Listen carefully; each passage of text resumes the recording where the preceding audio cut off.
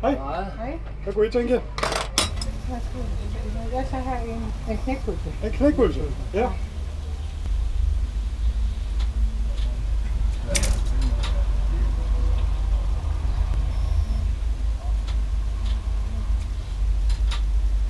Som noget nyt vil man nu straffe mennesker, der de sidste 8 år har fået dagpenge i 4 år eller mere. De får klippet en måneds dagpenge. Den er god nok.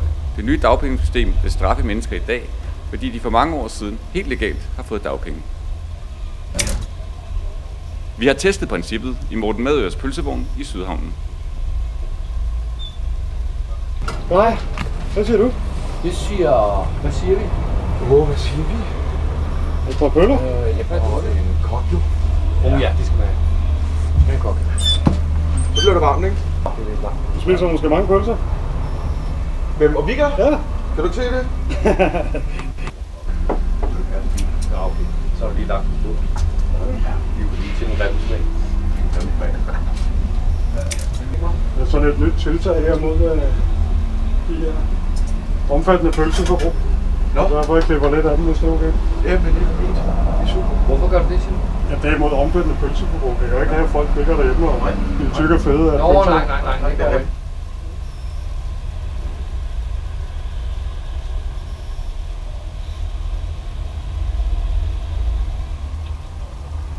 Hej. Han har sat afløser på. Ja, lækker.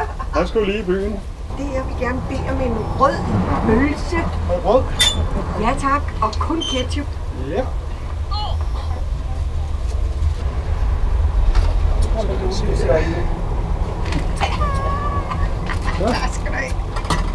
Det er så et nyt tiltag mod pølseforbrug.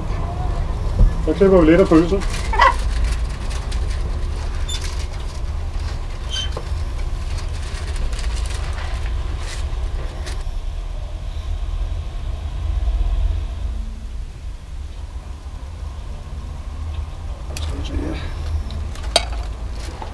Den tager vi altså også lige en stump af.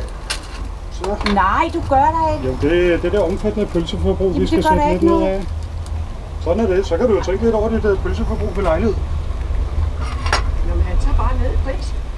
Jamen, det er det stykke, jeg elsker mest af alt. Jeg slader. Gør du det? Jeg vil fandme ikke komme her mere. Det er jo sådan set for at hjælpe dig, ikke? Det er ikke fair at straffe folk med tilbagevirkende kraft. Hverken pølsespisere eller dagpengemodtagere. Du er i skjule kameraet. Ja, det er okay. Står der? Ej, nu godeste. Tusind tak. Er vi gode venner igen? Jeg synes, det var meget mærkeligt. Du kiggede også bare på mig, så hvad fanden har gang i Jeg tænkte bare, pølsemænd kan godt være mærkelige. Ja, men du sagde det med sådan en bestemthed, så tænkte jeg, det skal jeg ikke spørge mere ind til.